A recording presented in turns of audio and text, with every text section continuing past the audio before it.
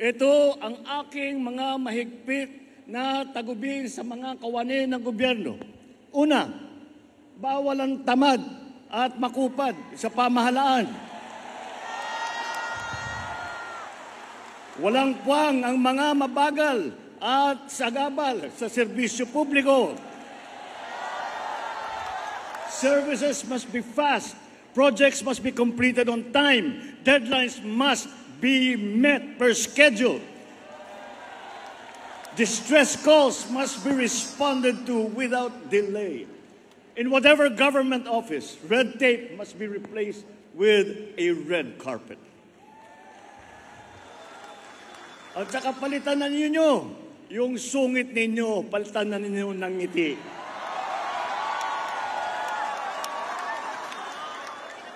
Complex requirements and the processing time must be reduced. Pangalawa, bawal ang mga hindi tapat at nangungulumbat.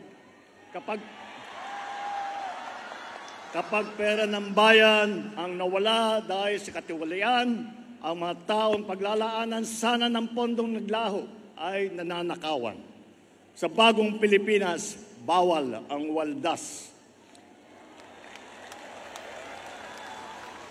Ang paghahanda, lalo na ang paggugol ng budget ng bayan, ay bukas sa publiko at hindi kinukubli. Walang parte nito ang kinukupit o sinusubig. Pangatlo, bawal ang mga pang-api at naghahari-harian.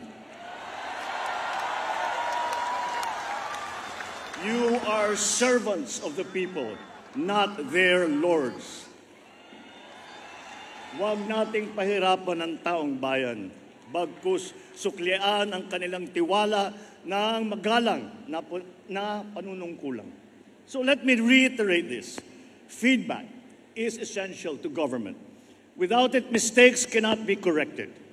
Bad behavior cannot be sanctioned. Best practices cannot be learned, and good deeds cannot be commended. Sa bagong Pilipinas, ang masama ay ireklamo. Ang mabuti ay irekomenda. Ngunit ang mga papuri at puna ay hindi dapat hintayin kumatok na lang sa ating mga opisina. Obligasyon natin na nasa gobyerno na hanapin ito.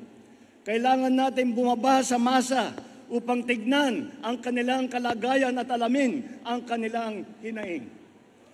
Huwag iasa ang pagpisil sa kanilang pulso sa mga report lamang. Tapos na ang panahon ng pagkukuyakoy sa loob ng mga tanggapan ng gobyerno.